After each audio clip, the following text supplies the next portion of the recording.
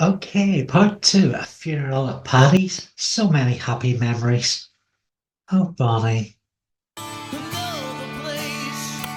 Glenn Harton told the Sonia podcast he was genuinely irritated on the day of shooting to find someone had built a stage for the funeral, something he channeled into his rant on burning the duster, I'm not burning the duster!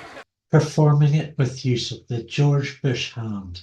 His hand would go like this. It's almost like his hand was like winding his brain up.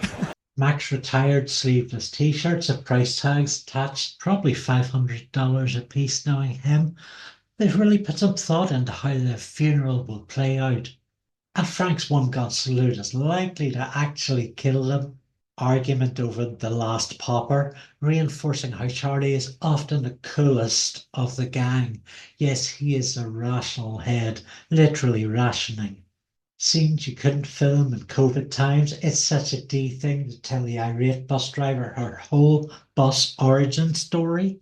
Dee's bus argument with cast list's big strange dude, played by Atticus Todd, has fun with the polemic. The gang are delightful for us as an audience because maybe watching them is a form of venting about the litany of horrible backbirths populating our daily trudge. The characters on this bus, intransigent, remind us we live in a time of sub-thicko arses. It's no wonder the gang turned out how they did. Atticus Todd returns as the same character in Series 14, Episode 7, The Gang Solved Global Warming. He's best known as Police Chief Waters in Paramount series Yellowstone. Goodbye, Max shit. Goodbye, Max shit. Dennis Greaves in The Only Way He Knows How. That Mac owns nothing in the flat will be picked up in later episodes. Fargo actor Keir Donal presents Jan, a corny, sleazy, cool European. His 90-second introduction zings in establishing his appeal for Dennis. Compared to Mac, he's not only deadlier, but smarter too. O'Donnell sells the stereotype. Occupy Paddy's. Dee is inducted into the Dead Posers Society after failing to blackmail Mac and Charlie. What's your bean situation? You got some beans on you? Or? Frank mourns with a Charlie doll. Is this from the in-universe supplier and purchase point for the Dennis doll? Mac wants to hunt.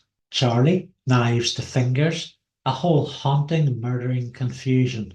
Dennis' penis, Frank's face. According to the podcast, standards and practices emailed. Very keen there were no veins on the dick shadow.